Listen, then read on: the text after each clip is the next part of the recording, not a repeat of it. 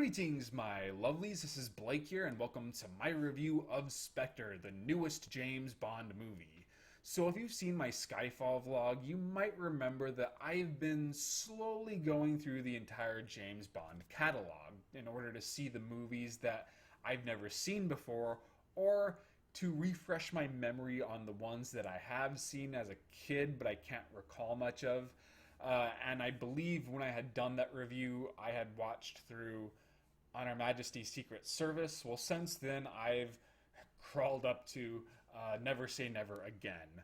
And my favorite Bond movies so far have been From Russia with Love, On Her Majesty's Secret Service, and The Spy Who Loved Me. And there's no particular order to those. They're the best of the best in my eyes. And the worst for me would be Never Say Never Again, and that might surprise a lot of you because it wasn't a poorly received entry.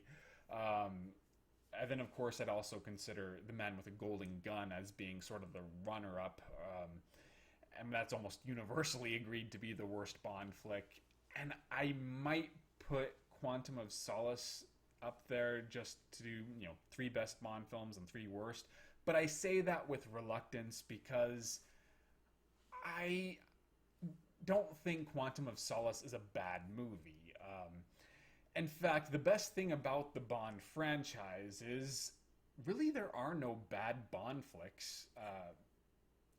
The Man with the Golden Gun, I do consider to at least be a mediocre movie, but even that has Christopher Lee being a lot of fun, and I enjoyed watching it. It's just one of the worst Bond flicks. So the franchise does have that stamp of quality attached to it, so you're almost going to get a pretty good Bond movie, regardless of which one you watch. But unfortunately, there's a downside to this. Sometimes our expectations become very unreasonable. We get spoiled, especially whenever they make an exceptional Bond flick. Case in point, when Casino Royale came out, the Bond franchise was more or less dying. The last few Pierce Brosnan Bond flicks were generally regarded as average. Nobody seemed to really like the casting of Daniel Craig at that time, so we were really taken off guard when it ended up being a really good Bond film, and Daniel Craig was really good in that role. So now we expect a lot more, and Quantum of Solace unfortunately did not meet those expectations. It wasn't a bad movie by any stretch of the imagination. I personally feel it was an above average action flick and a below average Bond flick. It seemed like you could have really attached any action movie title to that and it wouldn't have really changed anything. And I know there's a lot of people who disagree with me there, but I mean, I still enjoyed it. It's just, Casino Royale was too much better, and you just can't help but draw comparisons. And unfortunately, Spectre, the subject of today, suffers from a similar issue in that it's following Skyfall, which in my opinion is even better than Casino Royale. But does that mean Spectre is a bad movie? No, it's okay. I actually think it's a little bit better than Quantum of Solace.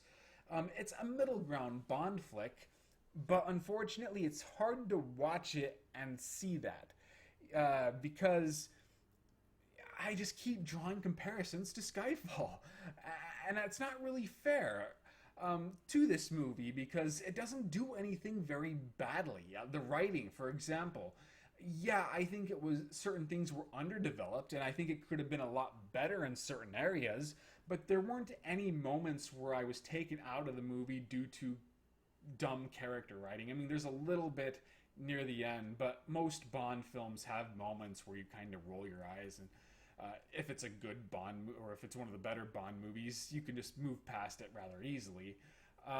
But like even Skyfall had moments that were a lot more absurd and contrived than anything Spectre offered. And I'd say it was relatively evenly paced. Even Skyfall, I thought, ran out of steam by the ending. But the difference is Spectre never really caught fire like Skyfall did. So even when Skyfall was doing something kind of stupid, I was so into it that I didn't mind. In fact, certain action set pieces that would make me roll my eyes generally, were so exciting and intense that I'm glad they were there, even though that was some pretty bizarrely dumb writing that kind of led to this. Spectre, it never runs out of steam, but at the same time, it always seems to be working off fumes. And so, the cinematography in Spectre is very good. This is a very nicely shot movie. However, the cinematography in Skyfall is a lot better. It provided a lot more eye-popping imagery that has stood out a lot longer than anything in Skyfall or in Spectre. I'm already forgetting a lot of the visuals in Spectre, but I can still remember various scenes because they were so interesting to look at from Skyfall. The action set pieces in Spectre are really good. The choreography is top notch. The editing is very smooth. And the stunt work is great. The helicopter scene in particular is breathtaking. However, I prefer the action set pieces from Skyfall a lot more. They for whatever reason, just made me more invested in what was going on than what Skyfall delivered. And I have to once again emphasize, it's not that Skyfall did any of this poorly. It didn't even really underwhelm me. If Skyfall did not exist, I probably would have reacted a lot more positively towards this film's positive aspects. But I can't help but compare.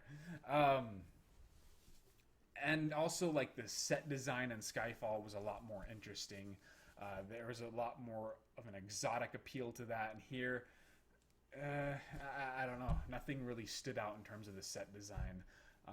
The opening action scene, which takes place in Mexico on the Day of the Dead, that's a little interesting, but once again, not quite on par with what Skyfall offered. But, still, there's nothing wrong with being a middle ground Bond flick. What I ultimately was disappointed in, though, was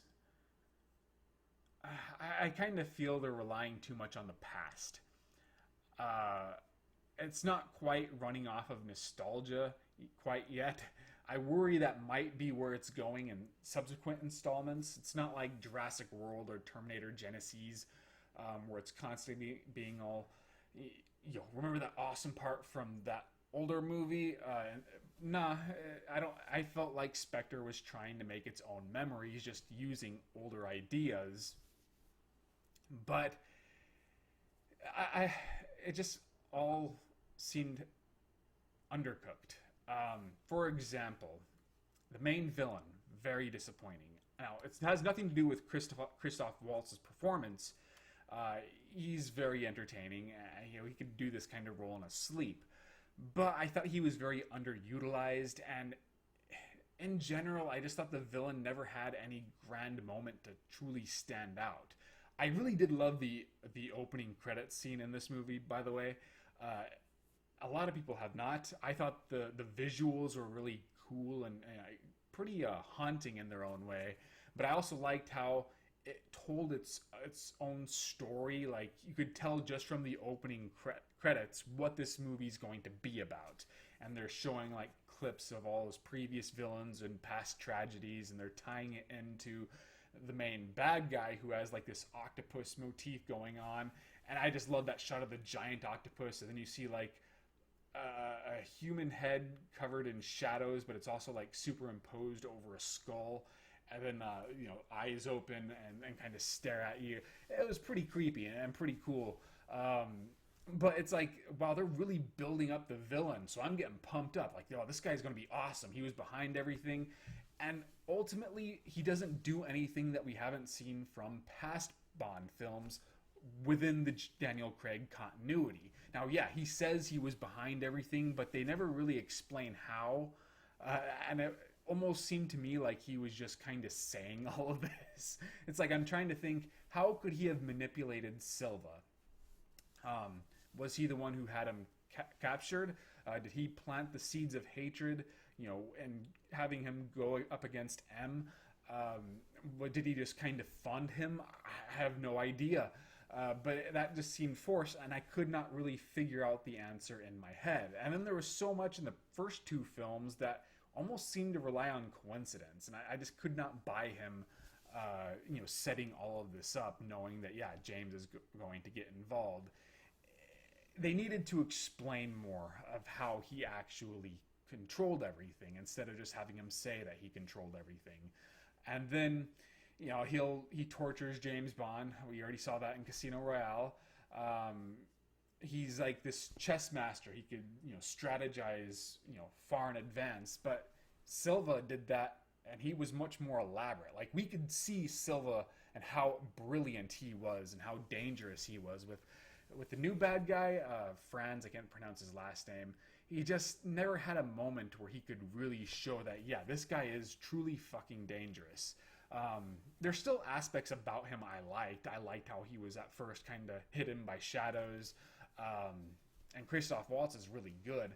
It's just considering he's being built up to be the most dangerous villain they've ever crossed. I don't know. I was a little underwhelmed. They should have, I think. The problem with this franchise is that they sort of, or the James Bond or the Daniel Craig continuity, is they sort of played all their cards too early. You see MI6 get destroyed. You see it get infiltrated. We've seen Bond get tortured. We've seen him, fall in love and want to leave. And that, of course, is going to go wrong. We've seen it all. So it's like there's really nothing they could do new by this point. And that I think really constricted Spectre. Speaking of which, Spectre, it's like, why couldn't they just continue using Quantum? I know that there was an issue with the rights, but it seemed redundant. I mean, the thing with Spectre is that it has its tentacles everywhere. There isn't a single government agency that they haven't infiltrated. But once again, that's nothing special because Quantum did the same thing in Quantum of Solace. They had that big scene where he's like, the first thing you need to know about us is that we're everywhere. And that turned out to be true. And now they say that, well, Quantum was just sort of a subdivision within Spectre. And it's like, that just seems so convoluted. You have a shadow organization hiding behind another shadow organization. I think it would have been more interesting if Spectre destroyed Quantum and assimilated all of its resources and connections, or even if Bond destroyed Quantum, but from its ashes rises Spectre. That would have been more interesting for the story. But as it is, they just sort of shoehorn the name in there because it's a more marketable name. And with the villain, I think they should have probably kept him in the shadows for a few movies. Have another person acting as primary antagonist, but we know that, he's working for this real main bad guy who's pulling the strings.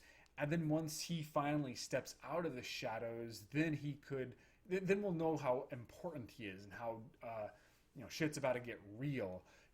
Spend a lot more time building interest to that character, like Blofeld from the early Bond films.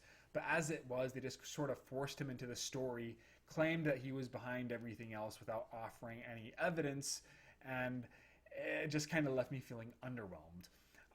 The love story, same problems, where I thought the Bond girl was just kind of a generic Bond girl who they tell us is intelligent and capable, but we never really get to see that. She, for the most part, is just a damsel in distress. And the idea that Bond is willing to retire and leave this lifestyle for her was just, their relationship was too underdeveloped for it to matter. Casino Royale, and especially On Her Majesty's Secret Service, handled its love stories so much more effectively. And I have a feeling if they do another one, they're going to go the On Her Majesty's Secret Service route. But Casino Royale already did that, where Bond falls in love, is willing to retire for her, but tragedy strikes and he comes back much more bitter. It's bad enough that you're borrowing ideas from the older Bond flicks, but now you're recycling ideas from the same continuity, and that just seems very lazy to me. But still, Spectre is very serviceable. I enjoyed it. It's worth watching if you liked the other Bond movies, particularly the Daniel Craig Bond films. It's neither the best or the worst, but it frustrates me because there's so much untapped potential there.